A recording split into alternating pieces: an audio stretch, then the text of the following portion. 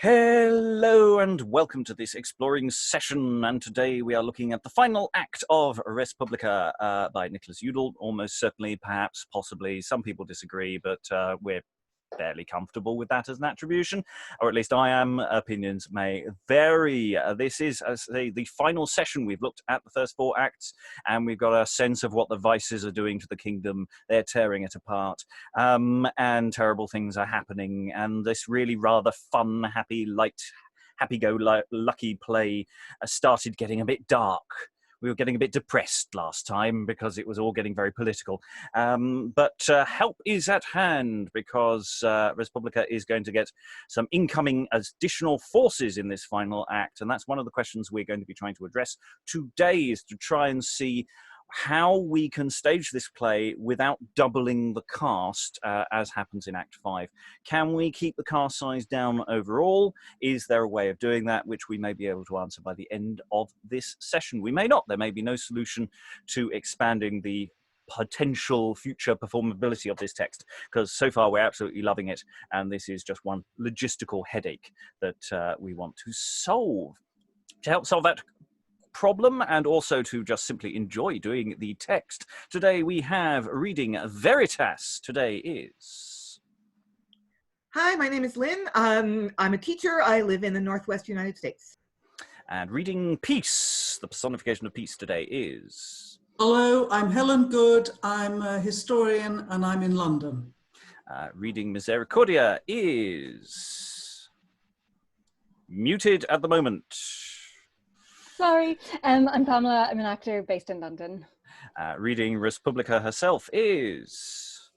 Hello, I'm Sarah. I'm an actor, writer and director coming to you from the gloom of Germany. And reading Adulation today is... Hi, I'm Alan Scott, based in Suffolk. Reading Avarice today is... I'm Lois Potter, early modern scholar and live in London. Reading Oppression today is... Hi, my name's Elizabeth Maurice, and I'm also living in London. And reading Insolence and Nemesis, the problem and the solution today is... Hi, I'm Tamara. I am an actor. I'm usually based in London, currently in a thunderstorm in Germany, so if I disappear, that's why. Yes, it's all a bit thundery at the moment. Reading Justice today is... Hello, my name's Francis Scott. I'm an actor coming to you from non-thundery Amsterdam. And I'm your host, Robert Crighton. I am the people today. Heaven help us all. So without further ado, we're going to go into the first scene of Act 1. We're going to run the scene, first scene into the second scene, because they're effectively the same scene, as we start with Misericordia, compassion, and go into the entrance of Respublica. So, in your own time. Wherein appeareth the graciousness of God, more than infinitely to exceed man's goodness, but that he keepeth back the sharp stroke of his rod, when man would rage in most furious woodness. Scarce any amends may man's eagerness appease. Yea, and though he forgive, he will not soon forget. Towards true penitence God's wrath forthwith doth cease, and he their past sins behind his back doth set. Of long sufferance he is with weakness to bear, while any hope of amendment doth remain. And though he plague sinners to call them home by fear, yet his mercy and grace are aye ready again. His grievous displeasure dureth not for ever. And why? Quia miserationes eos, which to show he chiefly delighteth ever. Manet super omnia opera eos. It grieveth him sore when he must needs take vengeance. His delight and glory is mercy to practice. His tender compassion on true repentance he hath still from the beginning sought to exercise. The mass of this world, in his mercy did he frame. The sky, earth, and sea his mercy replenished. In his mercy did he after redeem the same, when else, remediless, it must have perished. In his mercy was Israel delivered from the Egyptian thrall and captivity. In his mercy, the same through the Red Sea was led, and through wilderness to a land of liberty. Sith that time all commonwealths he hath protected, and to such as with earnest prayer have made moan, me, compassion, he hath quickly directed to revive and recover them every one. Now, lastly, hath he heard the most doleful lament of woeful Respublica, his darling most dear. Therefore me, compassion, with speed he hath sent her most sorrowful heart to recomfort and cheer. I tarry her coming, that I may her salute, and lo, methinketh I see her appear in place of friendship devoid and of succour destitute.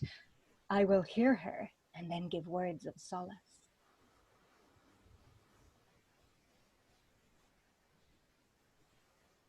And Respublica has entered. Go, Respublica.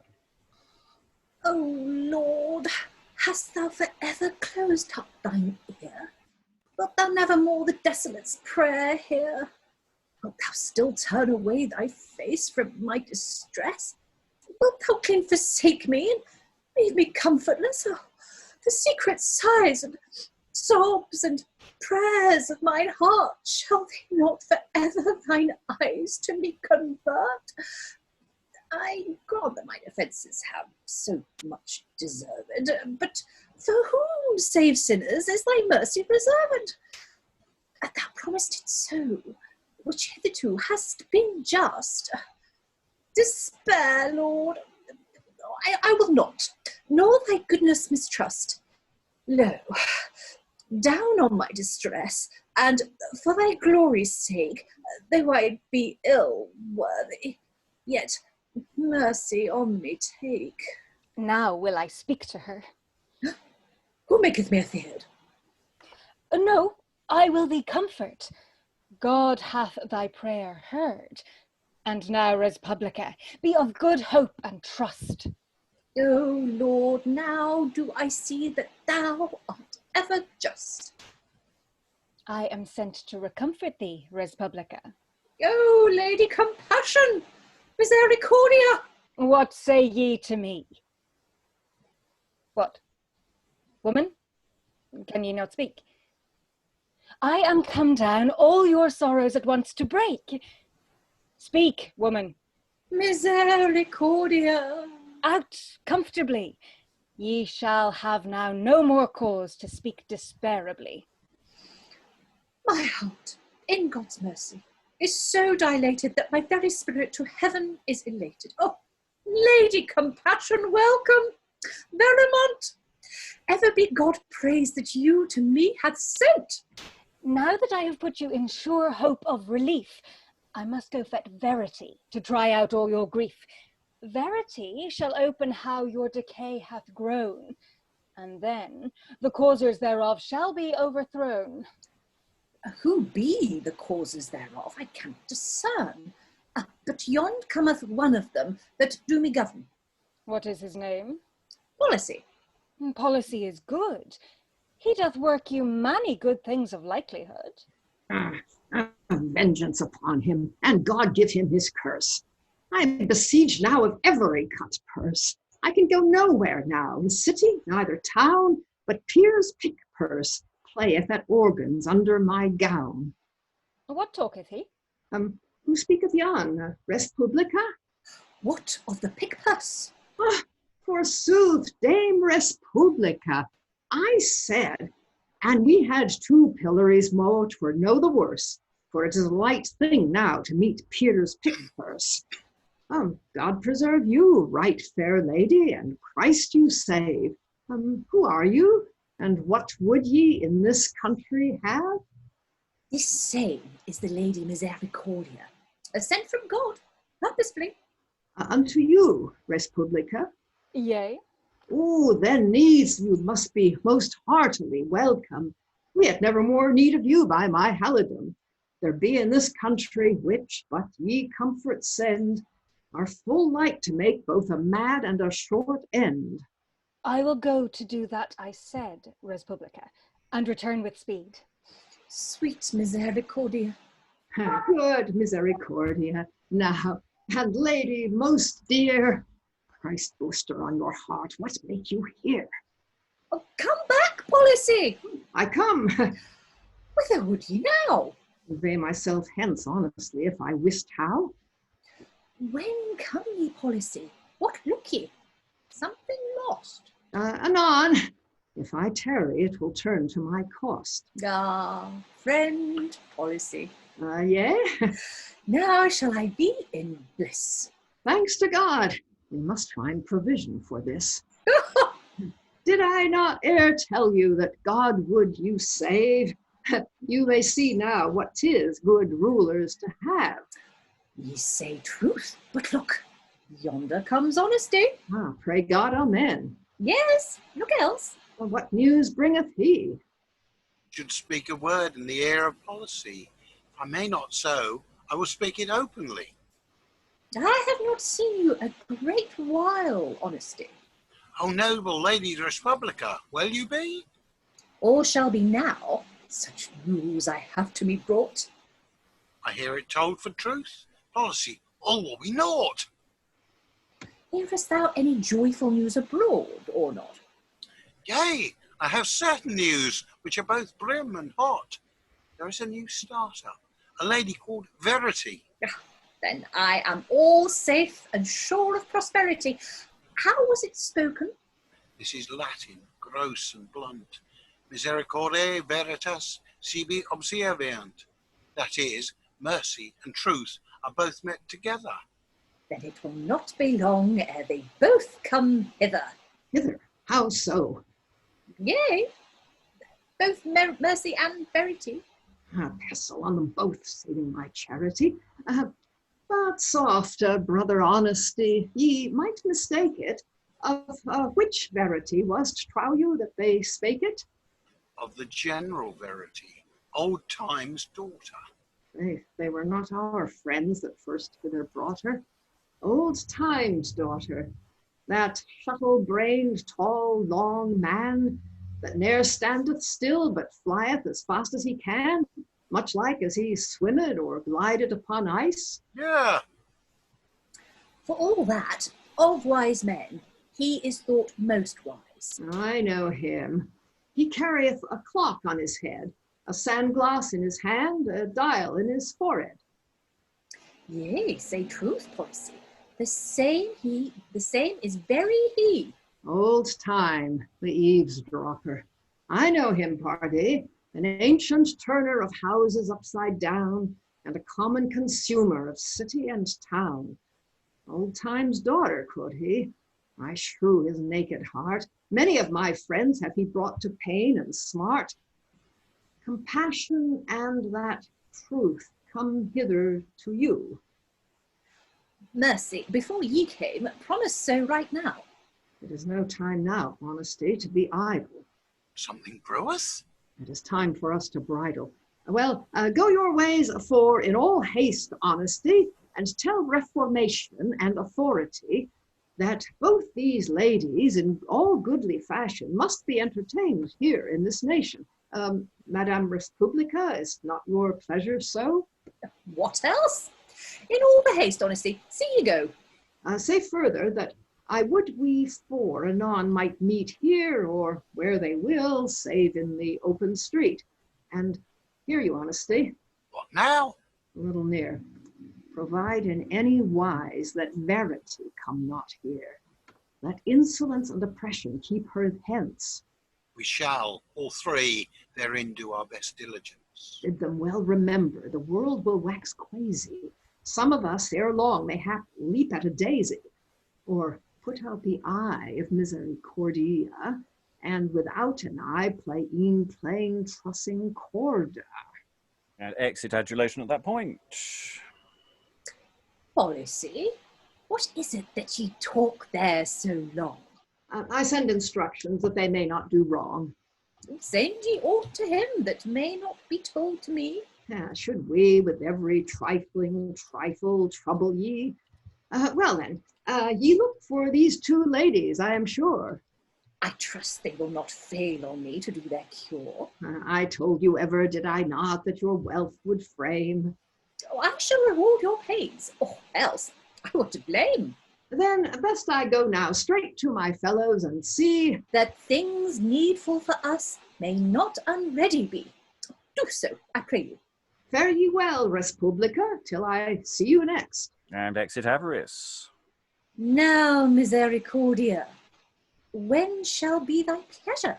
Bring hither Verity. Behold, in with the words speaking, where they both be. And we'll just pause there. So before the entrance, re-entrance of Misericordia and Veritas, lots of things going on there. Which what should we jump in with first? I really like some of that detail towards the end of just that sort of Avarice going, yes, if you would just go off and tell the other two of our party that there's a problem, we need to entertain some people. We need to sort them out, please. That would be really helpful. Yes, we have a problem. Big problem coming anytime soon. The sort of huddling off to one side, and I just love the fact that it's, you know, you don't want the details of what happens in government. Just do the big picture. Just do the big picture. I like that very much. Trifle trouble. You don't want such issues. Thoughts in the room? Who wants to leap in with this scene? Avarice is still having problems with other people trying to steal his money. Or believing other people are trying to steal his money. Yes. How much of it is real?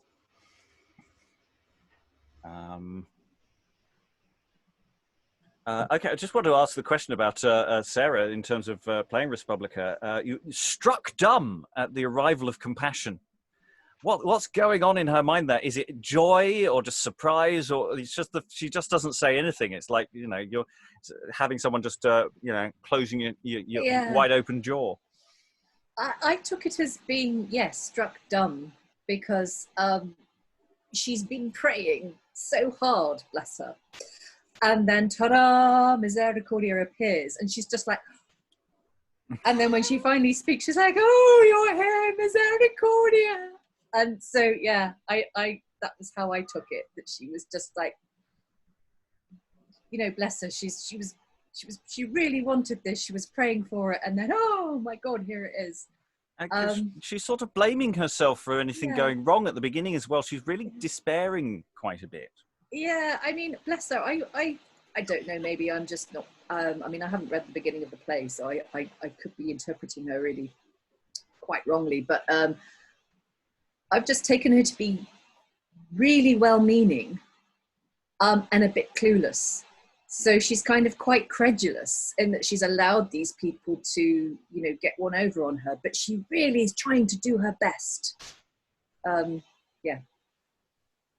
Yeah, I really like when you just said bless. I think that sort of sums her up really. You know, she's not presented as a very strong figure in the play so far. I don't know. I don't know if others who've been here for the earlier sessions, am I misrepresenting that? I don't know. Alan, I think we did decide on day one that she wasn't the brightest candle in the box, and I would say actually in that sequence where Misericordia is a bit, she's almost doing a goldfish, and just can't get the words together. Yeah.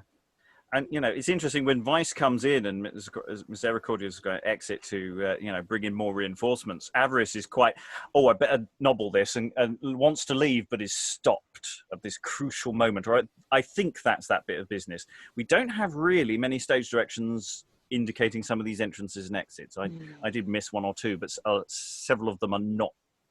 They're simply not there in the text. There seemed to be a bit of a kerfuffle with exiting and exits. Other thoughts, Lynn? Well, what I was reading, how I was interpreting that moment that we're talking about yesterday is that the reason Respublica can't talk is she's so emotional, she's choked up. That's another way that you might do that. And I just had Mrs. Language Person had a thought about the character, and I think, you know, we might think about the word silly and how that has evolved in our language. It used to mean blessed, and then it meant kind of just innocent, and then it meant kind of simple, and then the lexical drift brought it to its current meaning. So I think Respublica is somewhere on that continuum between being blessed and being not very bright. There's a kind of simplicity and innocence about her. She's not the brightest candle in the box, but it's partly because there's a kind of purity to her. So that's just kind of a character thought. I like that. And Alan. Yeah, so I mean, following that, you could almost play her as a holy innocent. You know, yep, we can go with that. Other thoughts? Contradictory, different, the same? It's interesting. We get indications of this sort of approaching mass of good people. We get in the dialogue this sort of pre-set up expositionary stuff as we're talking about our daughter of old time and all those details, setting up characters who we haven't met yet, which is nice to do. So we get the impression very much so that there's not just one person who's on the side of Respublica. There's many, and they're on their way. And it's a question of, from Avarice's point of view, and from all of the vices, we're starting to move into farce panic mode, I suspect. I don't know if that's fair. You know, we're going to is there a bomb in the room sort of mental state for them, because it's all very well getting up to the top of the tree, but how do you stay up there, perhaps? How do you stay up there? Okay, maybe we're about to find out, maybe not, because we're going to have a scene of the good people are all gathering. I maybe shouldn't load it too much by saying they're all good, but, you know, what can we do? So we have Misericordia and Veritas have entered unto Respublica. I dare say Respublica thinketh the time long. Who can blame her, having endured so much wrong? But as meat and drink and other bodily food is never found to be so pleasant nor so good as when fretting hunger and thirst pinches afore, and as health after sickness is sweeter evermore, so after decay and adversity overcome, wealth and prosperity shall be doubly welcome. How now, Respublica? Have I not been long hence? Come ye first or last, ye bless me with your presence. As I was commanded, I bring you verity, to help you, your people, and their posterity. Dear Jewel Respublica, I do you embrace. I thank your goodness, and submit me to your grace. Embrace verity forever, Respublica, and cleave fast to her. Yes, Misericordia.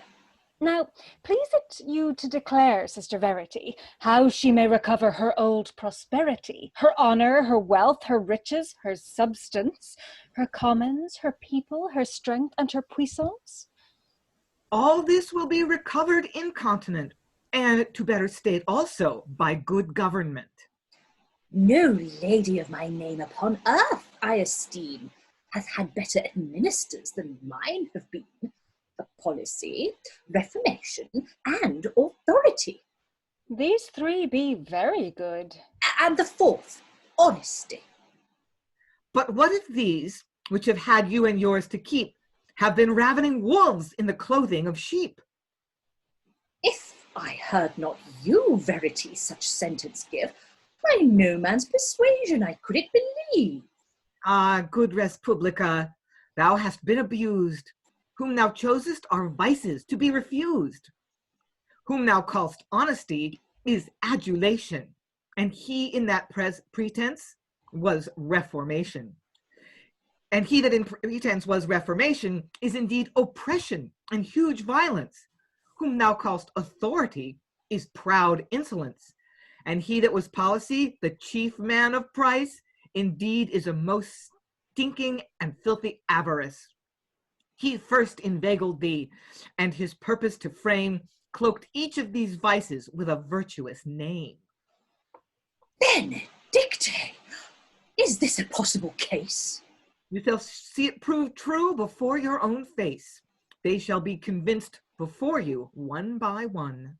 Oh, Lord! What marvel if my thrift were well nigh gone? But what redress shall I have hereof, and when? Such as may be most fit, and as soon as we can. Justice and peace are appointed to descend, the one to keep you quiet, the other you to defend. As soon as we four sisters together shall be met, an order for your establishment shall be set. By the eternal providence it is decreed so.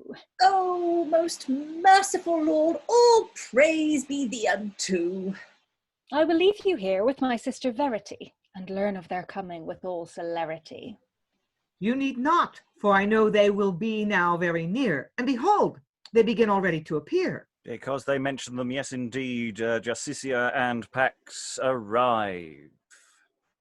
Now, once again, in God, let us two sisters kiss, in token of our joining to make perfect bliss. And now let us never be sundered any more, till we make Respublica perfectly restored. Let us meet them, Sister Misericordia. And unto their sight present Respublica. All hail, most dear sisters, mercy and verity, and all hail Respublica with all sincerity. Oh, you ladies celestial, how much am I bound with thanks to fall flat before you on the ground, that you thus vouchsafe a forlorn creature by your heavenly protection to recure. I, Justice, from heaven am come you to visit. And I, Peace, forever with you to inhabit. And all we four sisters, to the utmost of our power, shall restore, establish, and defend your honour. We shall first restore your most happy estate, and suppress all them that have made you desolate. Verity shall all truth open as it is. I, Justice, shall redress whate'er is found amiss. I, Mercy, where the member may recurred be, shall temper the rigour and slake extremity. I, Peace, where the incurable is clean cut away, and the ill made good shall flourish for ever and aye. And I, which cannot otherwise your goodness deserve, shall your wholesome directions duly observe. And what if insolence shall come, or avarice? Detest them, abhor them, and refuse their service.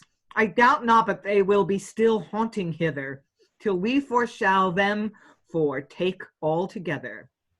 Now, sisters, go we, and Respublica with us, to be new apparelled otherwise than thus. Come on, Respublica, with us to wealth from woe. God hath given us in charge that it must be so. The blissful renovation ye shall reign in must from henceforth now immediately begin. And they sing about the mercy of God, etc., as they exit. That's the first unit of action in Act 5 done with. And Veritas, well, that's one hell of a truth bomb, isn't it? There's a dollop of truth being thrown in Respublica's face, and that's put the cat amongst the pigeons. But don't worry, you've got some more allies coming on stage immediately afterwards. Thoughts in the room? Who wants to leap in first? It's teamwork, isn't it? Mm. I mean, even more than that, and even more than the vices, the virtues are all in team. Mm. Well, that's the thing about the vices, is that they, in theory, are working together, but they're very bad at it. You know, they're constantly threatening to split themselves asunder. Whereas here, it's all unity. It's all, you know, they come in, they all kiss, and you know, it's very united front. Especially when Respublica goes, oh, what if the vices come back in, and they immediately are there in support. I mean, there's something really nice going on there. Alan? I must admit, it may be being very cynical and very off trend, but I see these four with blonde braided hair and winged helmets. No. I'm not feeling we need to take a vote on that one. Other thoughts?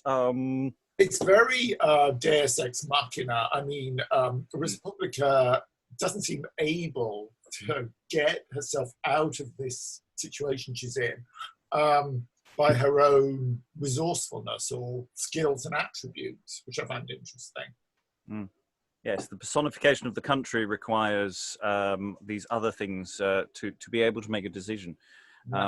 Yeah, she doesn't really have a will yet. Pamela? Oh, it was just kind of on that like one of the ways they're going to bring her to her new life is give her a makeover. Quite enjoying that. Yeah. I have got in my notes, tool up and go shopping. It's like, we'll make you look great, then you can rule your country.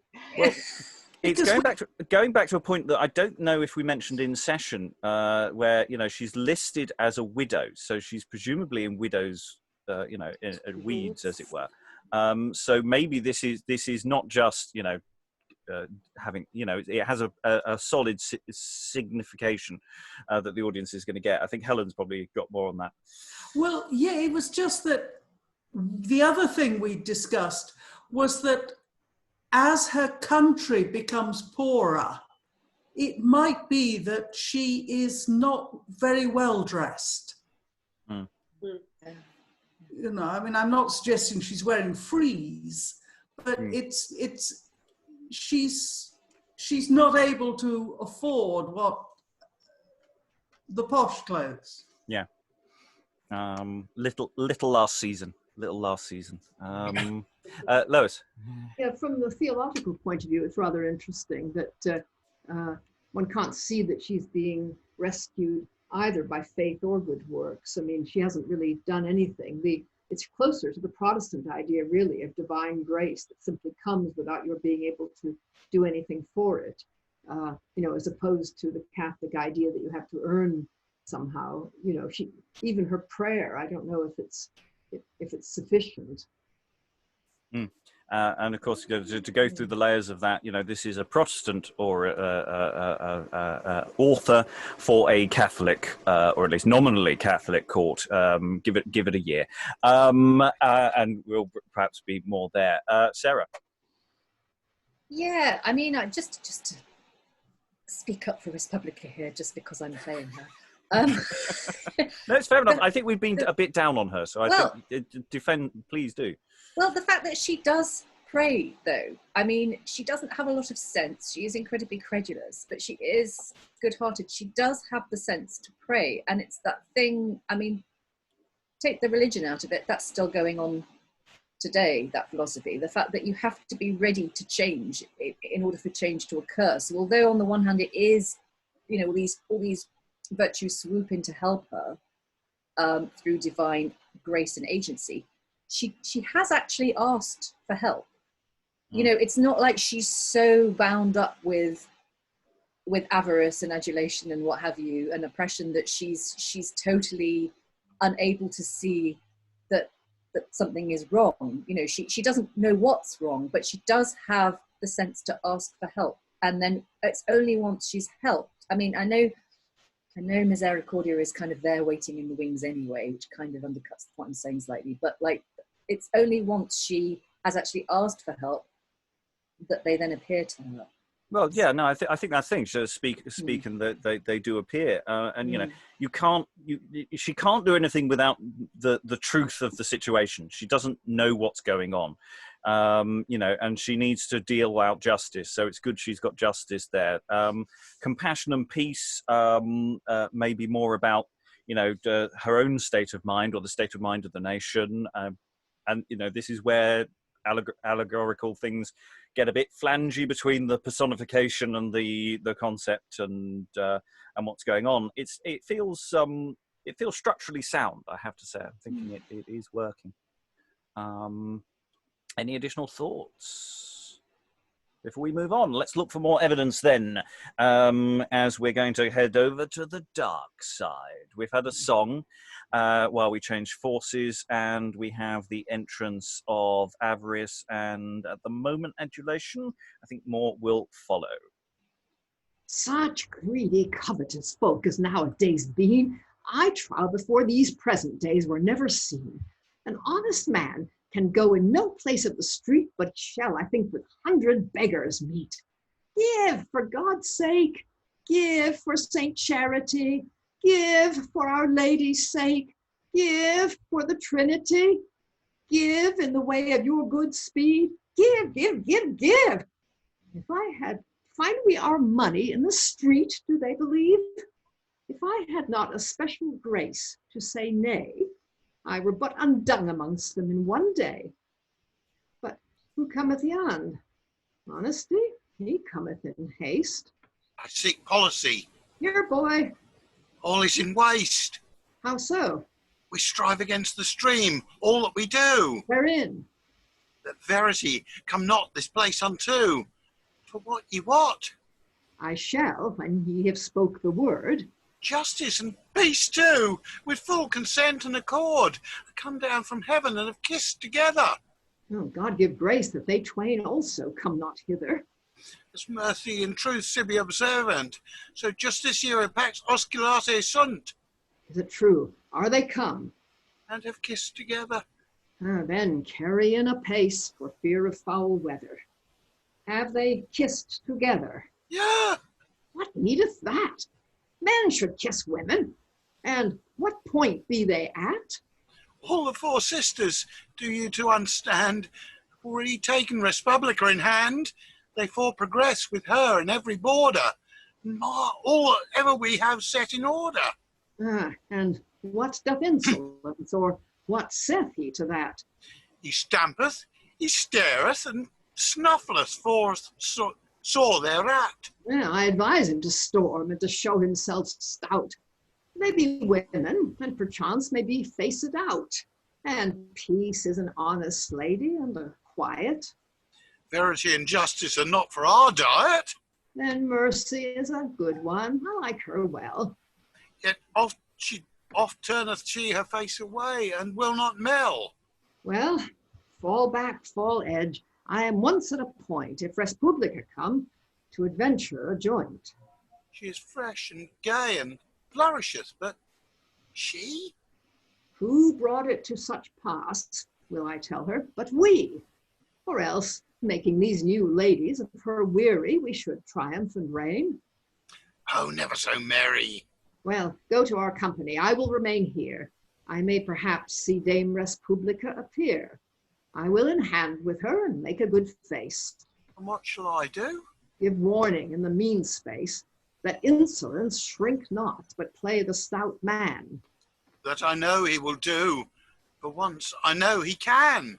And that you, all three, be pressed to come hither. When need shall require, we laid our heads together. Why art thou here yet? I'm gone with all my might. And he exits. And lo, where Respublica appeareth in sight. Enter Respublica back from her 80s style makeover. Is now at hand, her nymphs bearing up her train. I will stand aside and listen a word or twain. O Lord, thy mercies shall I sing evermore, which dost so tenderly thy handmaid restore. But what creature would suspicion have had that my late administers had been men so bad? Or who would have thought them counterfeits to have been that had heard their words and their countenance seen, and chiefly Avarice, which did the matter break? That word toucheth me. Now is time for me to speak. I thought him policy, as just and true as steel. I'm glad that by me you do such goodness feel. And that my wealth did grow as it hath grown of late. I ever told ye should grow to this estate? Thou tell me. Yea, I told you so in very deed, and highly I rejoice it doth so well succeed. And salva festa dies upon you, madame.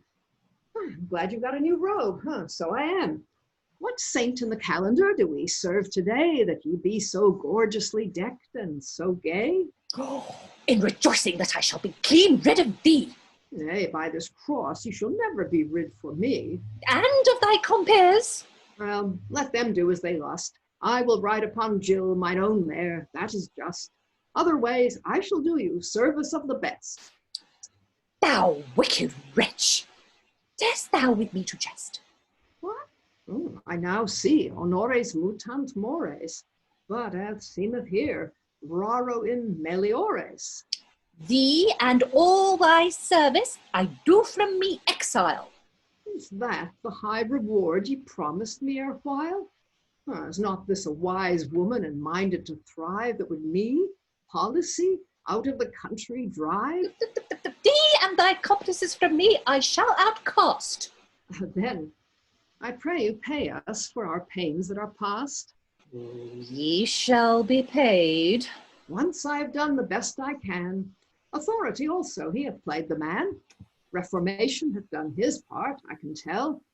If ye mistrust honesty, faith ye do not well. And as for Avarice, he is conveyed quite. I bade him get him hence, or I would him indict. I, policy, have made him to pluck in his horns. I swear I would else lay him on prickles and thorns, or he should take no rest, neither day nor night. So he at as lief be hanged as come in sight. I may say, with Job, how vainly do ye cheer me, when all the words ye give from truth doth disagree. And with the wise man I may most justly say this, Justitia tamen non luxit in nobis, or else, with the prophet in most sorrowful mood, the fruit of our justice is turned to wormwood. Well, the best of you is a detestable vice, and thou, for thy part, art most stinking avarice. Oh, Jesu, when were you wont so foul-mouthed to be, to give such nicknames? In faith, Dame Verity have had you in schooling of late. Well, in God's name, I am sorry for you. E'en sorry, that I am. Yowis, I have wrought to set you in good state, and watched for that purpose both early and late. And yowis, if you would abide my framing, and not thus to fall to checking and blaming, I would ere long have made you such carpenter work, that ye should have said policy had been a clerk. Nay, you should have seen how I would have you compact. Yea, no doubt. Ye would have done some great and fine act. I would have brought half Kent into Northumberland, and Somersetshire should have brought to Cumberland. Then would I have stretched the county of Warwick upon tenterhooks and made it reach to Berwick. A piece of the bishopric should have come southward. Tut, tut, I tell you, I had wondrous feats toward. God hath placed me already in the best wise. Oh, yea, but not half so well as I could devise. But no force. Well then, I see ye will none of me. No. Then ye can be content I depart from ye? Yea. Well, yet, an ye pray me, I will tarry still. No! Well, speak me fair and woo me yet, and I will. No, hence, avaunt! Have I had of you such a clog, and now you bid me avaunt and make me a dog? Hence at once. Yeah, and you will have us? Have us? Out of my presence! Well, you will not have us. No! Avoid, I charge thee. Then needs depart I must. Adieu. In faith, I would have served you of trust. But since Respublica hath put me to exile, where may I go, keep myself secret for a while? Is there never a good chaplain in all this town that will for a while hide me under his gown? Never a good farmer? Never a good merchantman? Well, I will go pick out some corner if I can. But first will I monish my fellows of this gear, and we stay this plunge, I care not for the next year. And exit Avarice. Now will I to justice, and the other ladies three, and pray that these vices may all suppressed be. But before that can happen, enter the people. But lo, here cometh people. I will now turn again, and first know of his good state by word or twain. But we'll briefly pause there before we get into that. So much good material in that. I really like the way Avarice at the end there is going, well, I'll stay if you really want me to. And just constantly going, no, go shoo. There's so much in that. It's also interesting the way Avarice talks to her once he doesn't get his own way, which is very reminiscent of "you're a nasty woman," the things you're saying there. There's something very, very. He turns around and says, "Well, I wouldn't expect to hear words like that coming out of your mouth. You know, such criticism. How could you?" Again, feels very, very modern. He blames everybody but himself. God, it's the other people. God, I try and sort them out, but you know, they're just. What can I do? You know, I'm surrounded by idiots. You know, so yeah, so much in this scene. It's such a great scene. Sarah, you don't need to defend Respublica. She's got her mojo back. Yay! You know, she's come back fully charged after that montage sequence. It's the makeover. Yeah, things that Brock will do.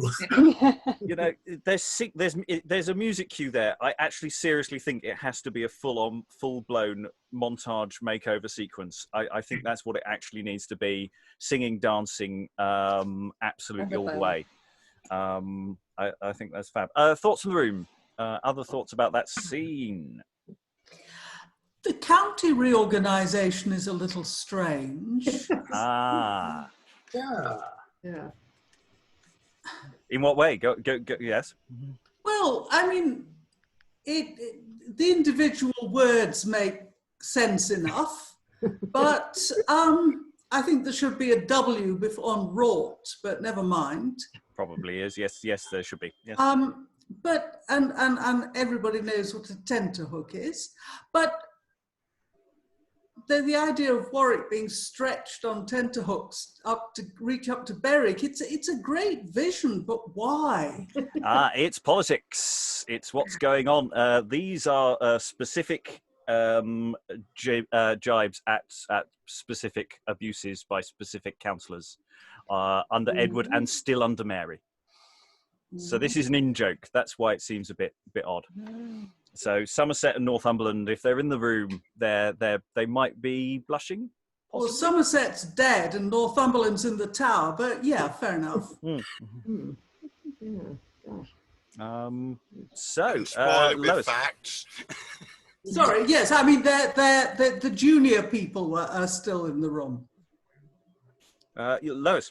Well, yeah, it reminds me terribly of that Beyond the Fringe sketch, you know, send Gloucester to Worcester and Somerset to Devon. You know, I mean, it's sort of like that as well. I didn't realize, actually, I didn't know about the topical meaning. That's very interesting, because I thought it was just, sometimes you get these nonsense speeches for vices as well, where they just come in talking about and all through the treason of false Robin Hood and so on.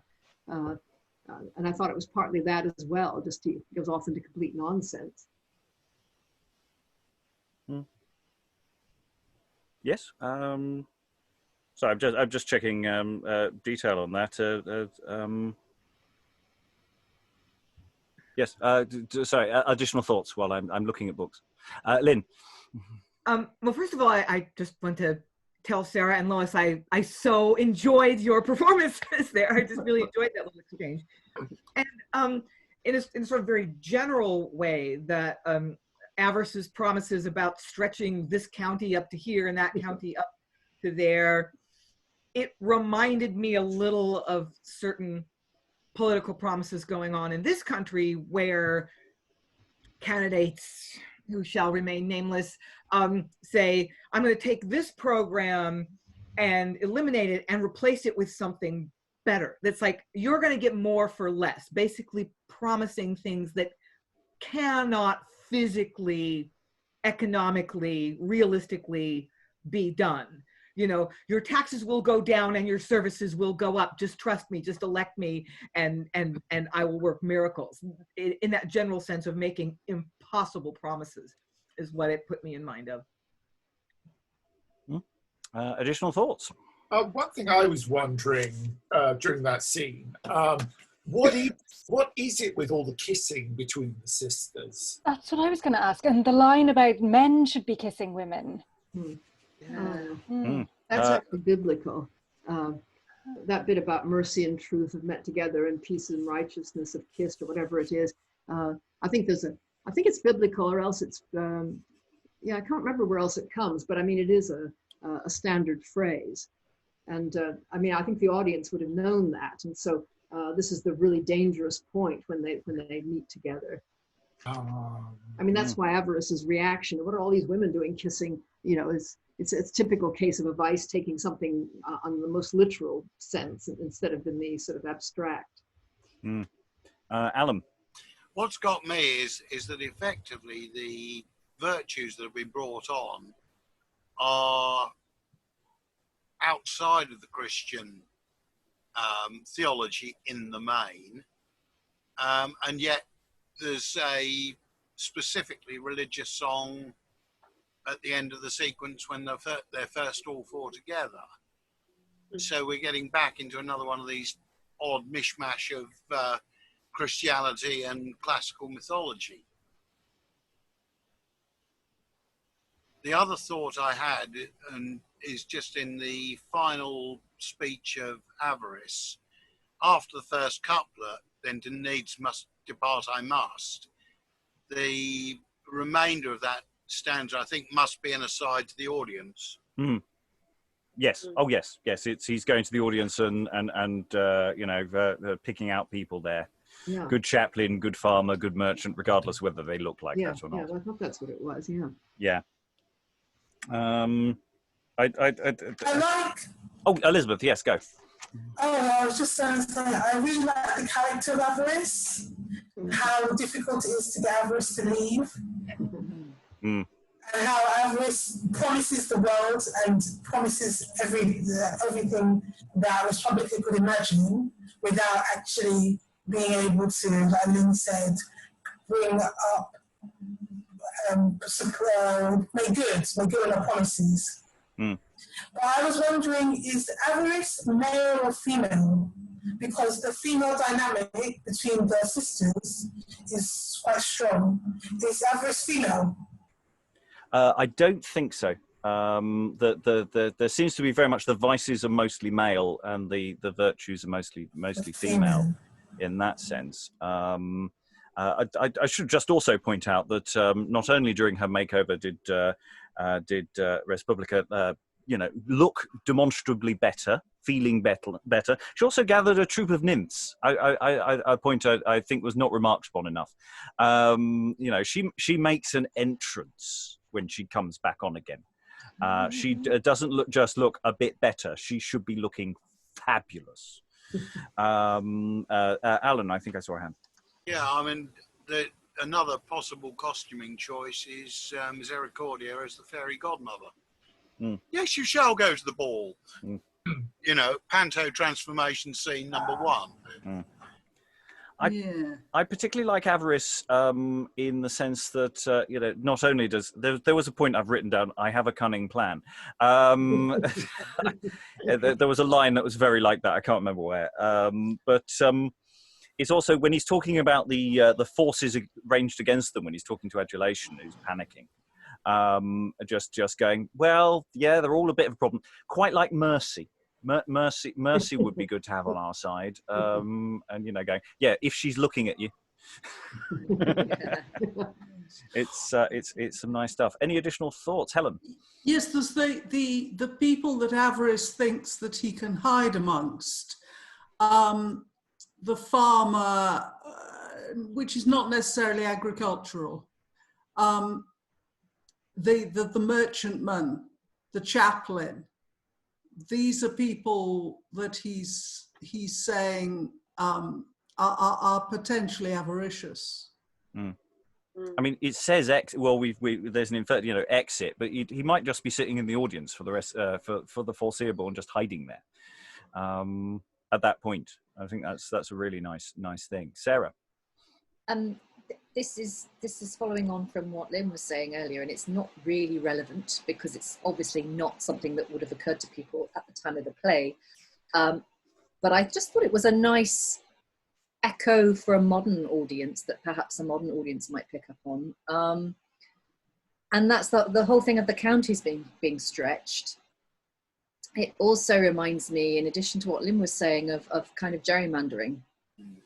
Which obviously would not have been applicable then, but like that thing of the fact that, you know, you stretch your counties, you make them bigger here and smaller there, and you... along party lines. Exactly, and then you interfere with people's ability to have a say in how they're governed. Lynn. Actually, that's a great intuition of yours, Sarah, because it wasn't, gerrymandering is a much more recent term, but unevenness of representation was a problem. There were things called pocket boroughs, which basically had no one living in them, but still had an MP. Helen, can you back me up on this? Yes, the problem of the pocket boroughs was a lot later. The Commons had a lot less power in this period than the House of Lords. So yes, I mean the idea of the pocket borough and the reform needed was actually quite a bit later than this. At this point, it wasn't necessarily seen as a problem. Right. Any bursting things? Otherwise, we do need to move forward as we're going to go into the next units of action. Or as Avarice has been, in theory, repelled, we have the entrance of the people. Heaven help us all. So, Respublica, cue me in. What standeth he prying? Dareth he not enter? Should fain see my lady, but he's dare not venture. Oh, shrink not back from me, but draw to me, my dear friend.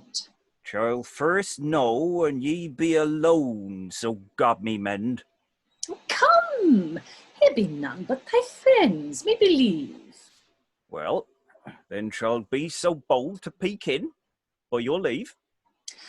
How happeneth that thou hast so long been me fro?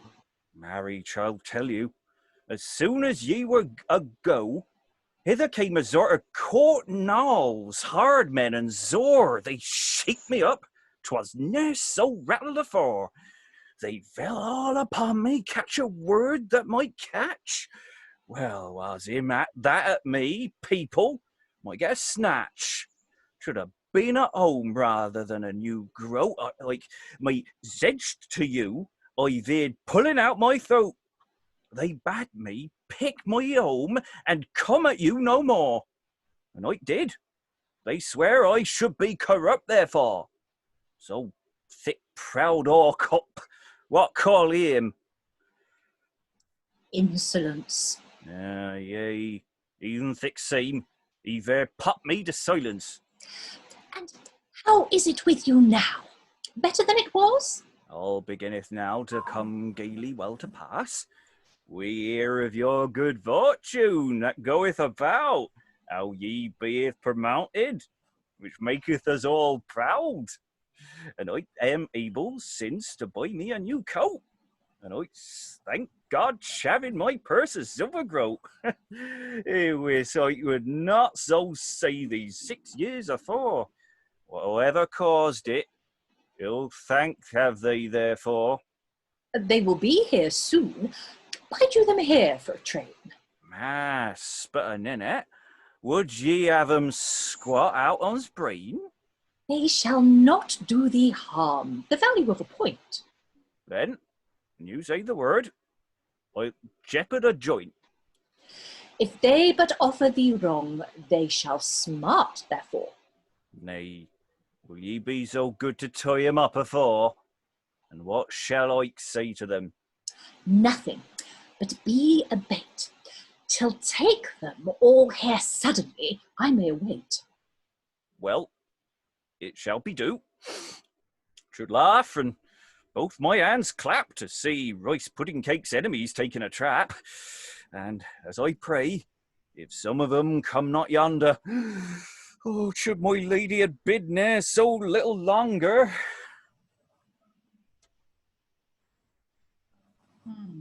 Enter Insolence, etc. Enter the vices. Where is Avarice? Ho! He does not now appear. He bid me monish you that we might all meet here. I see where people standeth. What does he here now? For goodness, I dare my word avow. Let us speak on to him. People, wherefore and why, like a loitering lozzle, standest thou here idly? Thou comest to Respublica to make some more, to make some money. or else some complaint. You all see Cham here alone. Ye must have silver money, must ye, gentlemen? You cannot be content with such coin as we can. We must burn wood and coal, must ye, of all peasants. Burn turfs or some of thy bedstraw with a vengeance. You must eat fresh meat brought from the shambles, must ye? Eat garlic and onions, and roots or grass, and lust ye. In faith, I will whip you for this, peasant lout. And twig you. Another year come about. But see where Avarice cometh, running very fast. I have trod and scud till my wind is almost past, yet my mates are not where. We be here, come of late. Be there not, trow we, honester men in Newgate? No words of reproach, brother mine, I read you. None but God eve and God speed you. Fare you well again, and ye be falling out now. We mind it not. Mind it not. For more need to look about you. How goeth all? Tell us. My lady is waxed froward. Our names be all known, so there is a ray toward. God speeds us well. Once I am thrust out of service. Alas, what may I do? Tell us thy best advice. Nay, I cannot have you when I would, none of you all. Therefore shift for yourselves, each one for me you shall. Nay, for the pash of God, tell us what best to do. You know I was ne'er slack to restore you unto. These ladies that are come for commonweal's relief, prepare to make us woe and do us all mischief. Nay, by his precious populorum, I swear not the proudest of them all can hurt me a hair. They offer of us to make them goods or toys. They shall find, I trow, we are no babes nor boys. Prevail against them with force, I do despair. Be that as be may. I will fall to speaking fair, but of all this trouble we may thank people, this wretch. Faith, villain, if we scape, thou shalt unhold a stretch. But what remedy therewhile? Faith, all will be naught.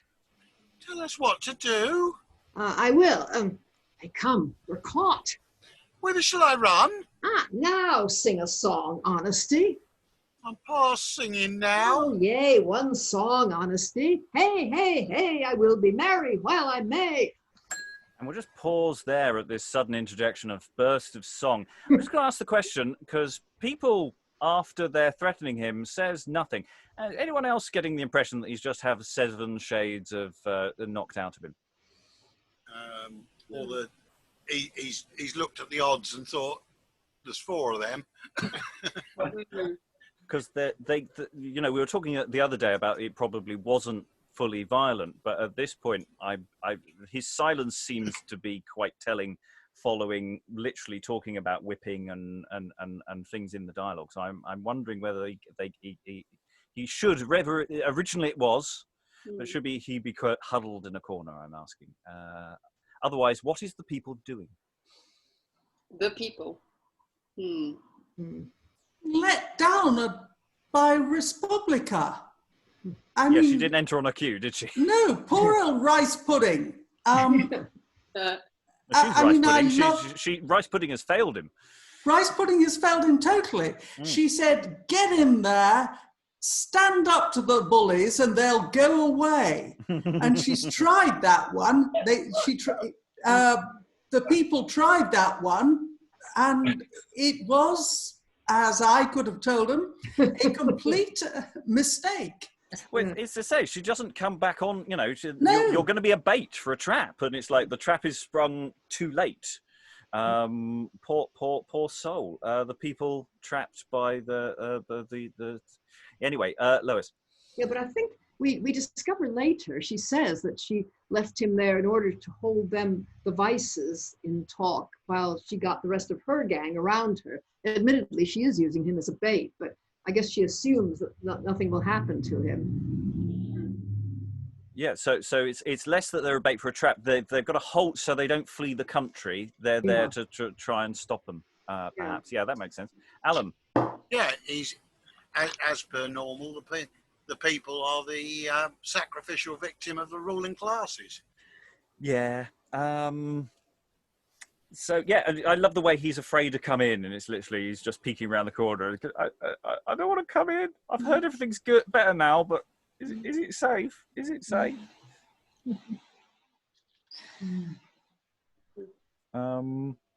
Additional thoughts. So yeah, and this random singing at the end. Presumably it's sort of to make it look like we're unworried. Is that what's the logic of this, Lois? No, I seem to remember that honesty or adulation is the one who always wants to sing. And I think Avarice is often saying, what a waste of time. And I think finally now that all hell is breaking loose, Avarice is saying sarcastically, okay, now let's have a song to see if you feel like it now. Oh, right. Okay, yeah, I like that. Heavy duty sarcasm. I think that works. That works for me. I like that. And also, is it possibly? I mean, I was thinking what Alan was thinking, and that people had sort of run away and hidden in a corner of the stage. But if he has actually been beaten up, poor guy, then maybe it's like a sort of war cry as well. Maybe like this is my, because he's once again he's managed to get something over on people, like people people have suffered. It's like his little final. He sees it as his little final victory before. It might even be just sort of frustration and everything. Like they all turn to him and say, "What's the plan?" And I'll get one in a minute. I don't know, sing. While and that he's just actually slightly losing it. Losing his composure because he's been readily beaten by Respublica in the previous scene. He's come in, his everything, everybody else is reporting it's all going very, very badly. They may have just taken everything out on the people, and that could be an incredibly violent scene. And it's got parallels in contemporary performance in, say, buffeting plays in passion sequences. I think they did call on the passion at one point in passing as a turn of phrase. So I'm wondering if there's a deliberate resonance there in terms of staging. That is almost a conventional bit of action that occurs elsewhere that's being reused, because this could be a very high dramatic moment rather than comedic moment. Lois? Well, it just depends what you think people is like in the next scene. I mean, does he seem like someone who's just been beaten up? I was thinking they might just gag him, something like that. Let's find out. Let's get more evidence. We've got effectively 2 scenes left to go. We will pause before the final one. But anyway, Avarice is not really singing, as all the other... I'm not going to list all the people. Everybody bar one is now on stage. So there we are. Here they be all 4. This is a happy chance. Oh, take each man a lady, sirs, and let us go dance. I left people here for a trainer to hold them talk. Alas, that I could tell which way best to walk. Oh, what be these fair ladies, and whither will they, trow? We arrest you, sirs, all 4, as ye stand in a row. Not so hardy in your hearts our arrest to gainsay. Nay, we are content if you let us go our way. No, not a foot. We must first your reckoning take. Oh, I ne'er bought nor sold with you, reckoning to make, nor I know not who you be. Justice is my name. Where is your dwelling? In heaven, and thence I came. Dwell ye in heaven, and so mad to come hither? All our hucking here is how we may get thither. I bring heaven with me, and make it where I am. Oh, then I pray, let me be your prentice, madame. I will be at your beck. Ye shall ere ye depart. Well, I would learn how to make heaven with all my heart. Well, as for Lady Misericordia, I remember I saw you with Respublica. If you so please, may do much good in this land. Many at this hour do need your good helping hand. And ye came down from heaven too, I judge? Yea, sure. Why, what folk are ye that cannot heaven endure? And what may I call you, lady? My name is Peace. Ah, you have long dwelt with us. We have been long in peace. Call ye it peace, sirrah, when brother and brother cannot be content to live one by another, when one for his house, for his land, yea, for his groat, is ready to strive and pluck out another's throat. I will in all such things make perfect union. Then good night the lawyer's game, bicentennial. Westminster Hall might go play if that came to pass. Faith, we must serve you with a supersedias. Well, leave this vain prattling, and now come, answer to me. I must hear first what ye say and who ye be. I am Dame Verity. What, the daughter of Time? Yea. I know my master, your father, well a-fine. Welcome, fair lady, sweet lady, little lady, plain lady, smooth lady, sometimes spittle lady, lady long tongue, lady tell all, lady make bait. And I beseech you, from whence are ye come of late?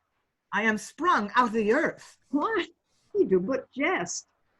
The book saith, Veritas de terra orta est. Oh, happy is he which hath that garden plot, I trow, out of which such fair blossoms do spring and grow. Yet this one thing I say. What? Ye are friends to few, pressed to open all things, and men's manner to show. If ye be true and just, that is your benefit. True or untrue, just or unjust, it is your spite. And glad ye are to take other folks in a trip. Yes, ye do it now and then your own self on the whip. Well, ye might be honest of your tongue, if you would. If your acts were honest, ye did but as ye should. Who chargeth me with the crime of any vice? Thou call'st thyself policy and art avarice. Nay, I defy your malice. I am policy. Ask of my fellows here, am I not policy? Ladies, will ye all see him openly tried? If ye be an ill one, let him be described. What hast thou in thy bosom? Nothing, I truly. Nothing, truly got say. Show it forth openly. What should I show forth? The bag in thy bosom hid? If I thank you as much as though I did. Nay, come on, out with it. Here 'tis, for your fancy. Give it me. Nay, I defy that policy. Open it. Yea, that everybody might be catching. Some's teeth, I think, water e'en since to be snatching. We must needs see what it is. 'Tis a bag of rye. Rye? What rye? A bag of rye. Such as men do eat? A bag of rye flour, a great deal better than wheat. Let us see what rye it is. Pour it out in haste. Yea, shall I trow not. Indeed, so might we make waste. There is no remedy. Pour it out in my lap. Nay, if there be no choice, I will use mine own cap. So, a bag of rye, quoth thou? Yea, so God me speed. Thou sayest even truth, 'tis a bag of rye indeed.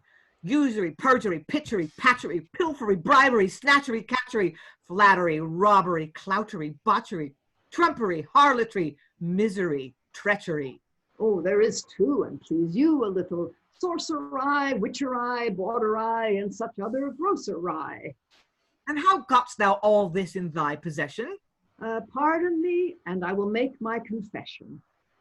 The world is hard, and the bag is but very small. I got it where I could to go on begging withal. A plain, true-dealing man that loveth not to steal, and I durst not be bold to crave of commonweal. Now do off thy gown and turn the inside outward. Let me alone, and an angel for a reward. Come, off at once. When? Come off. No more gaudies nor japes. Must I needs whip over the chain like jackanapes? Out! In the virtue of God, what do we here see? All this had been lost, Respublica, but for me. Of course, if you haven't figured it out, they've poured all the money, presumably, over the floor from, or at least revealed it from underneath the cloak, having previously said, "Oh, I only had one bag of money. That's all I took." So, Avarice, all this had been lost. Make your excuses. All this had been lost, Respublica, but for me. Oh, Lord! Where hast thou dragged up all these purses? Where he hath had for them many thousand curses. Where hast thou gotten them? Tell truth, and do not lie. Where no honest man could have gotten them but I. In blind corners where some would have hoarded them, had not I take them with the manner and burdened them. And whither was it thine intent to convey them now? I hid them that I might bring them safely to you. I durst not bear them openly, to God I vow. I wis ye heard me blame picked purses or now. And this is all yours. It is hers in very deed. With sufferance I could get more to help her need. How say ye, Respublica, now to policy? I ne'er suspect him, nor had him in jealousy. In such like counterfeits shall all the rest appear. Sirs, do off your utmost robes, each one even here. Now, what these are, you see plain demonstration. Insolence! Oppression! Adulation! Oh, Lord! How have I been used these 5 years past? Oh, nay. Oh, I've woken up. Nay, I's ne'er thought much of her, much by God's vast. Thee, madam, my lady, such strushners as these have oft made you believe the moon was a green cheese. Now ye see what they are. The punishment of this must be referred to the goddess Nemesis. She is the most high goddess of correction, clear of conscience, and void of affection. She hath power from above and is newly sent down to redress all outrages in city and town. She hath power from God to practice to repeal, which might bring annoyance to Lady Commonweal. To her office belongeth the proud to overthrow, and such to restore as injury hath brought low. 'Tis her power to forbid and punish in all estates all presumptuous, immoderate attemptates. Her cognizance, therefore, is a wheel and wings to fly. In token, her rule extendeth far and nigh. A rudder eke she beareth in her other hand, and directress of all things in every land. Then pranketh she her elbows out under her side, to keep back the heady and to temper their pride. To her, therefore, dear sisters, we must now resort, that she may give sentence upon this naughty sort. She knoweth that what is fittest for their correction. Nemesis must, therefore, herein give direction. Then, people, while we Lady Nemesis do fet, all these offenders in this custody we set, them to apprehend and keep till we come again. Ah, and ye give me authority, shall keep 'em, that is plain. Shall people keep us? Whom we have been lords. Stand still, or boys shall bind you fast with cords. These sirs, I have you now in my custody. Yes, I will be gone from mine own commodity. Soft, whither wilt thou? No, thou be not ruled. Stand still, skip-brained thief, or thy bones shall be coiled. Yond be they coming now, I wot, that will tame ye. As he, art thou gone too? Come back and an evil thee. And we'll just pause there before we go into the final scene, as Nemesis enters, who has been foretold. We've got lots of money business stuff. We've got the turning round of the cloaks, which was all set up very much in the first half. Basically strip, and just suddenly, oh, it is insulation. It was oppression all along. Money everywhere. I love the rye business. I think the rye wordplay is really fun. It's possibly a bit too on the nose with the Trump rye, but never mind. What can one do? So yeah, it's a really nice sort of takedown. It's interesting that Avarice sort of works his way through the various virtues one by one before the actual takedown occurs. Bit of banter. Thoughts. Avarice says a bag of rye flour a great deal better than wheat. This is the opposite of the truth. Yes. He just can't help himself, can he? Wheat was much higher regarded than rye, which was what they fell back on when wheat gave out, which it did under Mary. 5 bad harvests. Yeah. Other thoughts? Lynn? Or are you just moving your arm rather than waving? Yeah, just I'm getting a little stiff sitting here. So. Other thoughts? As the takedown happens, I mean, the comic business with the bags, I mean, there's so much potential for what's going on there. People suddenly appeared out of nowhere. It's like I was about to say, Robert. Sorry, say again, Elizabeth? So that was what I was about to say about people and how yokel he is. I don't know if that works as well as it's supposed to. Because he's not endearing to the audience. Usually when we see these type of characters, they're quite endearing and we quite like them, but this one is I think it falls a bit flat. I find him quite endearing, I have to say. Well, yeah, I'm rather with Elizabeth on that. I think the Mummerset is way over the top. What, in terms of the spelling or just my performance? No, not your performance, sir. You made the best of a bad job. But the spell, the whole spelling is just too much. Alan? I think we did discuss earlier in the week on this. I'm not sure whether you were in the session, Elizabeth, but you could actually do the people in a Cockney accent or a Scouse accent, which might have more resonance in the present day as being the voice of the people. And the way I've seen this throughout is the 4 vices should be paid with RP or posh accents. To emphasise the difference.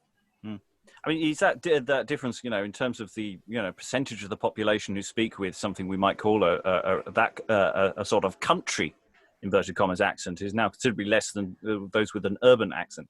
So, and the different population centres has now shifted considerably since the middle of the 16th century. So, in terms of resonance of the majority of the population, it's possibly not actually an appropriate accent in terms of what the player is trying to say as well. It's a bit trickier on that front. Pamela? It's just on the people. I quite like that at the end, he's given the power to look after everybody, and it's like, right, I'm going to get my own back on you. You do anything and I will chain you up and I will hurt you, kind of thing. Yeah, that's not rough justice. Rough justice there. Lois? Yeah, I think at the end, Avarice is trying to get away, isn't he? Does people sort of rugby tackle him or something to bring him back? Yeah, there seems to be an indication of business at that very end that Avarice or in fact all of them are trying to get away, and that they have to be held. Okay, let's go into that final scene then. The appearance of Nemesis. Just to warn everyone that Insolence is still on stage and I think has one more line but is doubled with Nemesis. So that's may at one point confuse, but they don't speak at the same time, thank goodness. So, or at least one after the other. So there is a minor air gap. I'm sure Tamara will give the impression that they're totally different people. So anyway, enter Nemesis. Come forth, Respublica, darling most dear. Your word, most gracious lady. I am here. Are these your trusty men that had you in government? The skit-brains no be ruled ne'er since ye went. People, why art thou bashful and standest so far? Be of good cheer now, and I warrant thee, come near. I know come no nearer, shall not be hailed up with states, but I cannot be fictioned enough among my mates. Come near when I bid thee. Marry, by ninnet, I'm not worthy to part with you. I know I am not. Well, Respublica, are these your late governors, whom ye took for faithful and trusty counsellors? Yea, forsooth, madam. These three be, but I am none, for I was discharged nigh half an hour agone. Come, first stand forth here, thou Adulation. Speak a good word for me, Lady Compassion. Nay, she shall not need. I shall speak for thee myself. Madam, take good heed, for this is a naughty oath. Nay, madam, the cause of all this was Avarice. He forged us new names and did us all entice. We neither did nor could work, but by his advice. Because I got no more, he chid me once or twice. Madam, only Avarice made us all to fool. Yea, fall to preaching? Nay, then will I tell all. Madam, ere I had taught these merchants any while, they were cunninger than I, old men to beguile, and Veritas saw mine were small purses and bags, tottering loose about me like wind-shaken rags.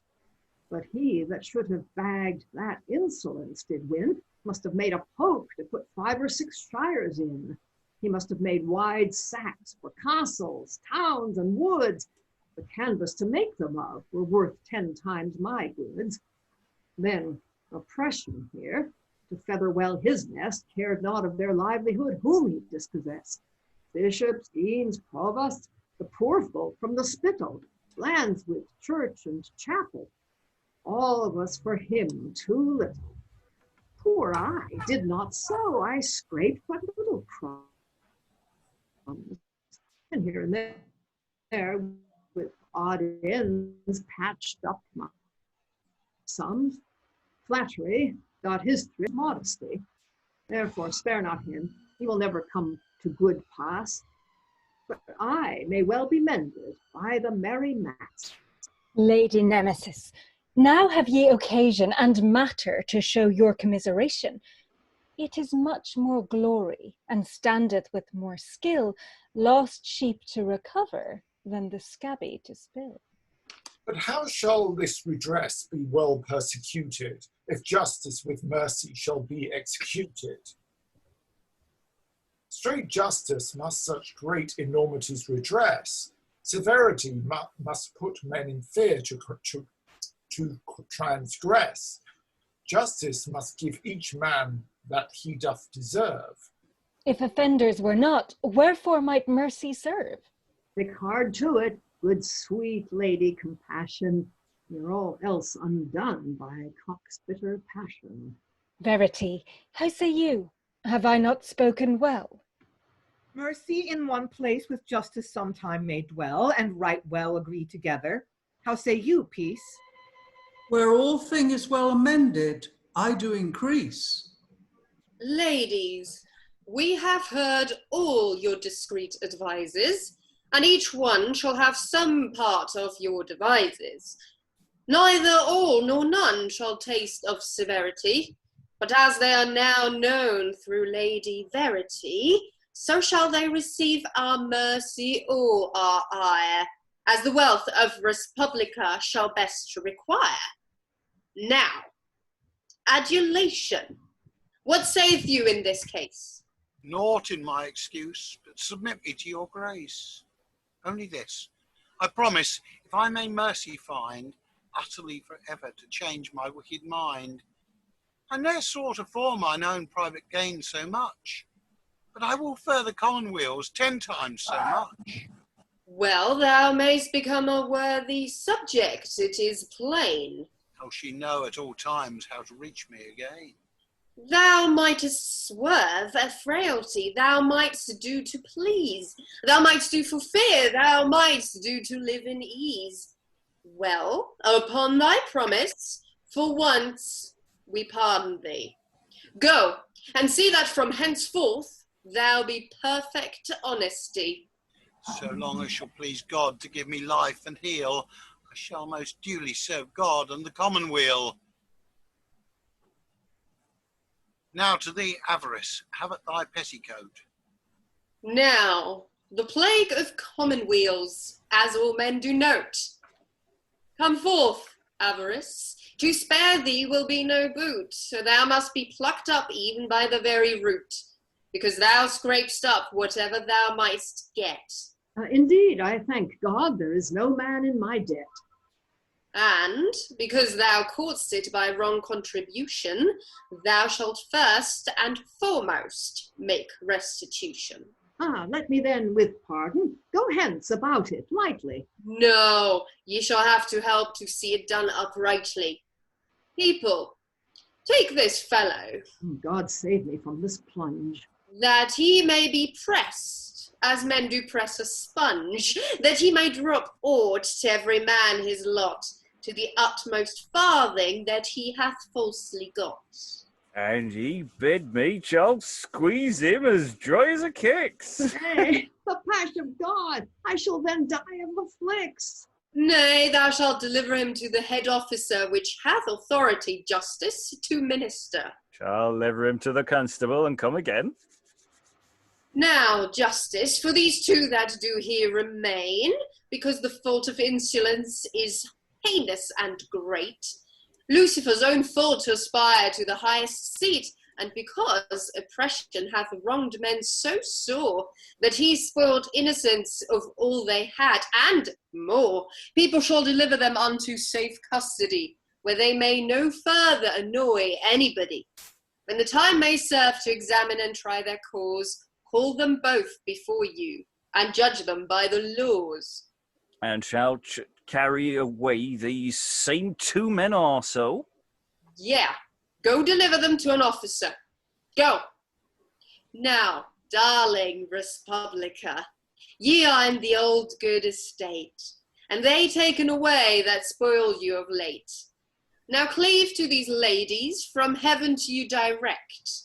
They from all corruption will you safe protect. Well, I must go hence to another country now, that hath of redress the like case that was in you. I leave you for this time, immortal thanks to give to God and your sovereign, which do you thus relieve. Thanks be to thee, O Lord, which hast this well wrought, and hast me to this state from utter ruin brought. Now let us all together, both with heart and voice, in God and in Queen Mary, most joyfully rejoice. Praying that her reign most graciously begun may long years endure as hitherto it hath done. Pray we for her counsel, to have long life and health, their sovereign to serve. And to maintain commonwealth. Amen. Amen. And they all sing an exit. Happiness. I get to press Avarice and squeeze out all the money. It feels that should be something that's actually happening. I feel everybody else, there should be a big platform brought on stage, and everyone should be tap dancing on it, and the money starts pouring out. That's what I'm seeing there. Well, Avarice's screams fill and reverberate in the theatre. Or not. Dancing will do that, Or not. I'd love just Avarice just can't stop lying, can he? It's just these pointless lies that he throws in. I also love the idea that I might be reformed. I'm reformable. Adulation gets off, basically. Yeah, by adulation. Yeah. Alan. Yeah, I'm just wondering actually, because I was looking at that last line that I had, which I hesitated before because it looked to me at first sight as if actually that ought to be a Nemesis line. Well, it's interesting. I've got it in one edition here as Avarice's line. You are right in noticing there's something not quite right about that line. Can someone tell us which line you're talking about? Now to the Avarice, have line. at thy petticoat. The thought is, given how it's resolved and what you've just said, is this in fact him turning Queen's evidence? In other words, he's ratting on the rest of the gang. That would make sense, yeah. Which would make sense, but Write I a think sentence. that's one you would need to, I think, play with 2 or 3 times in rehearsal just to make it land right. So how are we feeling about the appearance of Nemesis? Did you enjoy Nemesis there, Tamara? queen for the day. I did have a feeling that I was kind of wheeled down from a place and then wheeled back up. So like Venus. Yeah. Yeah. I also had the impression that she would look very fearsome and gothic. So. Brunhilde again. Lois. Well, they say what she looks like, don't they? I mean, there's actually a description of her with her various emblems, so presumably that's how she looks. But where is she going at the end? She says she's going to another country that needs help. Is that Scotland? Maybe she's going to the future. Yes, going to the future when she will be crowned as the queen that she sort of represents, but isn't, because it's an allegorical play. Because that's the thing, bringing justice and things, and yeah, sometimes you don't have to examine it too hard. So yeah, it's any more thoughts about that final scene before we sort of just talk about the act itself, and for that matter the play itself overall? We're all stunned into silence. It's the modern resonance that's got me. I mean, we're talking about a moment in time that a fair number of us are expecting and hoping for will come shortly, when avarice and insolence and entitlement and all the rest of it will finally get theirs. Yeah, I hate to point out that if this is a play from the beginning of the reign of Queen Mary, things might get worse before they get better. She burnt a few hundred, what the hell. Yeah. It's definitely changed the aesthetic of London. Okay, I saw some hands. I don't know if they're still there. Tamara. Well, I would say this sort of yes, sort of no. Initially, I had a hard time to to try and divorce the play from the reign of Mary. And then as soon as I managed that, it became so modern that I'm back to, can we just use lookalikes again? You don't want to go there, do you? Your mind is rejecting it. Pamela, I saw a hand. Did I mention it? I think I was just relishing the rain that's just arrived. So sorry, it was nothing to do with a gesture to the rain gods. I was just like, thank you. Sorry, yeah, totally distracted. I apologise. So I'm just going to put someone on the spot now.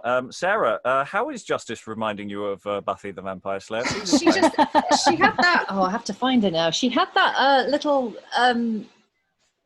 interchange with the Avarice, and she was just, of the four of them, she was the one who was kind of she came on and she was quite tough and sort of assertive, and I just kept expecting her to like roundhouse kick him into next week.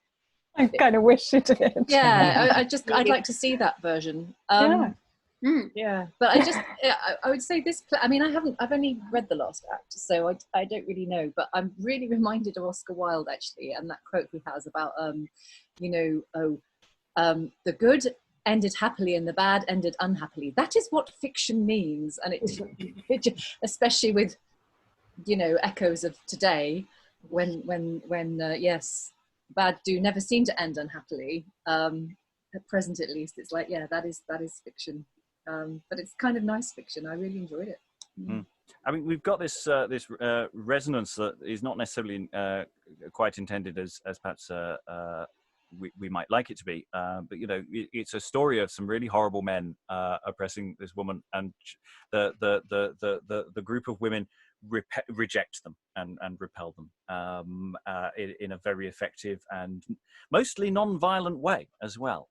There's something about that works very, very nicely for today. The only dampener on that is that they only appear in Act 5. And that Respublica is a bit of a wet fish for the first 4 acts. It just slightly undermines that. But we have ways. Okay, so Lois, was that a hand? Well, I was just thinking that a lot of what you object to is pretty much standard for the morality play. I mean, you have somebody who often represents mankind, or in this case, the state, and the general plot is things just get worse and worse, and then at the end, some sort of virtue finally comes in, or this person decides to repent, often for no very good reason, and then you have a happy ending. So I suppose an audience would be pretty much used to this trajectory and wouldn't be particularly worrying about the psychology of Respublica, or why she doesn't, get the point earlier. It's an extraordinarily subtle play. I mean, it's years since I read it, but I remember when I first read it, I was really amazed at how clever the dialogue was. How, I mean, a lot of Avarice's lines are very typical. They sound very modern because they're kind of getting at people. There's all, like when Adulation says, "You know what?" and Avarice says, "Well, I will when you've told me." I mean, that's just a typical, that's a contemporary joke, but there's so much of that kind of thing. It used to annoy me when people talked as if there was no decent drama in the 16th century, because this is actually a very, very sophisticated play. There is a long-standing fidelity to tradition whereby anyone who writes about mid-Tudor interludes actually deep down hates them. It just seems to be something that is a long-standing tradition which has got better. But there's an awful lot of lengthy tomes which are talking about these plays, and there's always so many backhanded compliments that and put downs just peppered through everything. I mean, they have a problem, some of them. I don't think this one. This one, I think, with very few adjustments, worked incredibly well for today. A lot of them are, somewhat elitist. They are part of a convention that has slightly died. But the plays themselves mostly stand up incredibly well. It's just the context has changed. That's where they lose out. So, talking about doing it today, it is that question of can we do things with Act 5 to make it easier to stage in, obviously in an ideal world, we'd have a cast of thousands and be able to do this exactly as writ. On a practical level, I'm looking for 6. So, and this act, of course, blows a lot of that out of the water. In fact, actually, not even the last act, the last 2 scenes. 2 scenes. Blasted out of the water. You can double everything up until that point. So there is that question of, there are ways I can see a route through now, having done it, but it does involve a certain adjustment of text and moving around of characters and a few very clever, slightly jokey, sudden changes of character for 1 or 2 moments. I think it's doable. Any thoughts about that now that we've all read it? What you're proposing then is that each of the vices is doubled as a virtue. Mm-hmm. Which is entirely doable until the final 2 scenes. Yeah. So in fact, what you would have to do is to find the ones that are the opposite. Would you? No. Maybe not. It might be more a case of simply the extraneous vices are trimmed out for those final scenes and are effectively absent, and that it's mostly a trial of avarice, and we lose a certain amount of material. That's in my head. We could do a sudden people turning around costumey kind of thing, but I think it might be a bit too fiddly. We'd lose a few bits that are quite good. Lois put her hand up first. Yeah, well, one problem is that it's not just the four good people, 4 bad people. Because I think Nemesis is separate. For example, I mean, mercy, truth, justice, and peace are the 4 daughters of God, and they can be paired with the 4 vices. But you've still got Nemesis coming in. I wonder if Adulation, I don't know, Adulation couldn't have played Misericordia, could he? I just wondered why he wasn't present in the last scene of Act 4. It seemed to me maybe that was because he was getting changed. Oh, that's Nemesis is not a problem. You just have you just make it that Respublica assumes the mantle of Nemesis. Ascends the throne and becomes queen, basically, and we remove the stuff about her leaving. and becomes a role. And also people, after his tussle with the vices, who would have to be cleared at that point anyway, I'd probably give his dialogue to Justice. Make Justice the one being the arresting officer. Again, we'd lose. There are things we'd lose by this, and there are other things, like, for example, the final sentencing. What I kind of would like, because everyone knows the doubling would be happening, is almost like the virtues hold up the prison lineup photo when they're giving the sentence is being given to them. So you get a sense of that little bit of business, but without it being fully personified. Additional thoughts, Tamara? Were you waving on a Nemesis front? I was waving on the Nemesis front, because even if you didn't want to just have Respublica do it, you could just have her turn into Nemesis. I know this is a massive budget production, but I don't think the trick was that expensive when they did the polyjuice in Harry Potter and the Cursed Child. That was just a simple trick of people wearing cloaks and being under the cloaks, and switcheroo and stuff. But in terms of the vices turning into virtues, I think the tricky thing would have to be, unless it is just one vice being on stage, the tricky thing would have to be to make it clear that the vices aren't actually turning into virtues, unless that is the story. Ooh, that's a radical reinterpretation. I like that. I'd be very tempted, actually, that the lower level vices are almost all Commedia dell'arte monsters wearing masks, and that they're. I might not. I mean, the thing is that the ladies ones can be in, big costumes, big wigs. There's all sorts of things to make it really clear in terms of signification. Alan. I'm just wondering, actually, whether one way of doing it with the final two scenes is to, rather than having everybody on stage together, is to do it as a sequence of effectively court hearings where each vice is dragged to the dock in turn, and you could then use signifiers such as masks for which one's which. The other thought that occurred to me, and this will probably get me shot down in flames, I don't think we've come across a play before where effectively all of the vice figures have been male and all the virtue figures have been female. Yeah, I think that's a fair comment. By and large, a lot of the interlude plays we've been looking at are more designed for touring groups or for instances where they have a fewer women, full stop. I mean, it's not so much that there are as many the vices and the virtues. It's just that there are so many female characters on stage. We haven't really had that many. It is the gender split does make it very interesting. Obviously, in a doubling context, that would be lost because odds on we would just have a split down the middle. If you cast it as written, it would go down very well at a feminist conference. It functions that way. I mean, there are questions about that, about whether the text is quite going that far, but we could certainly make it in production.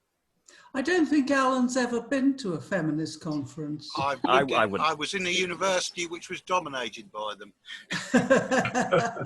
I take it back. Anyway, very much into final thoughts. So rather than about the potential of what we might do with it, just general thoughts about the play itself. Just to go, final thoughts. Francis, you've come in on this final session. You weren't even expecting it to be this play. Nobody expects the sudden appearance of Respublica. Any final thoughts? I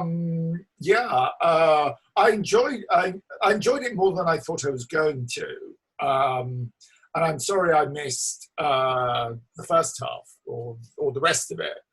And I found Justice an extremely dull character to play. So I quite like the idea of Justice getting people's last lines at the end of the play. Yeah. Pamela, final thoughts? Again, I missed the start of the play, so I didn't get the rollicking fun. However, I've really enjoyed this part. I also think this is bad considering I've read it before, but I feel like I should have really done up the goody two-shoesness of Misericordia and made her really saccharine and annoying. But yeah, I think it's great, and I would really love to see it on stage. Lynn, final thoughts? It has some great moments, and that's really important. I don't mean that as faint praise. Great moments are actually really important in performance. So I certainly appreciate that about it. I appreciate some of the sort of sophistication of the thinking in this last part, especially the fact that all the vices aren't kind of lumped together and punished, that flattery seems to be the least serious of the offenses and has a possibility of being reintegrated into society. Avarice, no, sorry, we're gonna basically pay you back in kind. You have to give back all the money that you took. And then he was only keeping it for her. He was only on her behalf. I know, it's awesome. And then, you know, force and entitlement or false authority or whatever we want to call that one in our own language. We're gonna like incarcerate them and kind of decide later what their punishment. So the fact that justice looks different depending on the offense. I mean, I think that I like that. I that nuance I think is important. And you know, again, kind of, you know, maybe we're flattering ourselves by saying, "Oh, that's so modern." But I definitely appreciated that about it. Or rather, the modern is so old. It's better not the way of framing it. Elizabeth, final thoughts? Hey guys, yeah, I really enjoyed it by the end. I like Pamela and Francis. I wasn't here for the first two sessions of this one, but I really enjoyed it, and I really like the strong women in it. I really like that the women are forefront and center. It doesn't have as much violence as the other like morality plays that we've done. They usually have this like violence of someone getting strangled to death, or someone having their nose cut off, or something like that. But this one didn't go that way. It went a much more peaceful route, which I really enjoyed. So I liked it. I enjoyed it. Less violent than usual. Tamara, are you disappointed? Why are you always looking at me for that? We know you so well. Final thoughts, Tamara? I also missed the first two sessions, so I can only speak for today. I wouldn't say we're flattering ourselves and saying it's modern. I think it's just a thing that humanity struggles with and has struggled with throughout history. I think there's so much humanity in a lot of these plays that we've been reading. And we've always gone, oh, that's so modern. And I think it's just because humans are just humans. It doesn't matter what time period. So that's my deeper thoughts about everything. Otherwise, yeah, I think it should be on stage. I think it should be staged. I think it should. I'm still stuck on the idea of doing it with lookalikes, but just because I like to provoke people. Yeah, that's fine. I'm quite content with that if we can find them. I mean, that might rule all of us out. So don't paint yourself into a corner. Helen, final thoughts? Yeah, sorry, I've just been attacked by an insect and it's coming down in bucket loads outside, so I got rather distracted. This play, in my opinion, suffers very badly from being written for a very specific cast. And actually replicating that cast would nowadays be impossible unless you were, for example, Edward's Boys. So you're going to have to do damage to it to put it on now. And it's really a question of just how much damage you're prepared to do to it to make it work. Mm. I mean, I know that a lot of people are very fond of this play. I'm possibly less fond of it. I'm not, I must admit, a great Tudor interludes person. But there you go. It's horses for courses. Yes, yes, it's always a question actually with any of these plays, if you know, that we may have to sometimes adjust, but then it might also just make it shorter and therefore possibly better. Alan, final thoughts?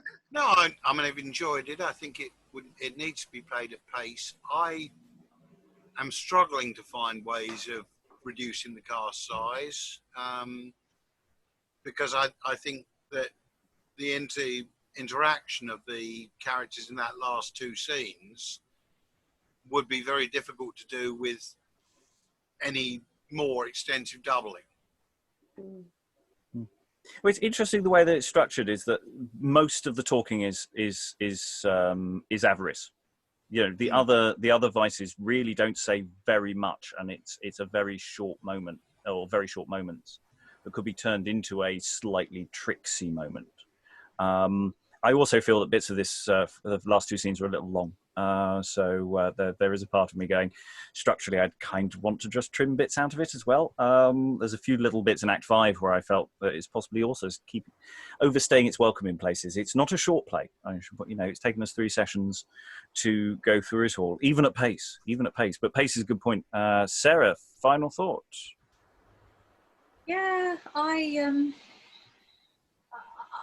think you could double it. You'd have to jigger about with the text to do it, but I think you could. I think there are ways and means. And I just to go back to Tamara's point. I mean, you're absolutely right, Tamara. Like, yeah, it's not that this is particularly modern. It's just human beings just keep fucking up. I think you could do it as a modern production without necessarily having lookalikes. I think there are things that you could do to make it clear who you were talking about without actually them having to just look up the same. But I do feel, and I'm only basing this again on the final act because I haven't read the rest of it, but I do feel that this, given that, is a play that maybe needs to be put on at the moment, just because it does end well.